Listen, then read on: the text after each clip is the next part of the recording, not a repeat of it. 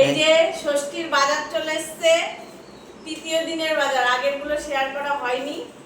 এই দেখো কি বেরোচ্ছে, খাজানা? হ্যাঁ না ভালো ইলিশের সাইজটা খুব ভালো ইলিশের এনেছে। সাইজটা দেখো একবার, একদম এক ছড়া পিস। দারুন দারুন। দুটো না একটা? দুটো। আর এই দেখো এইদিকে আর মাছ, আর মাছ সুন্দর, আরের পিসগুলো সুন্দর। এই একটাই ছিল আটটা।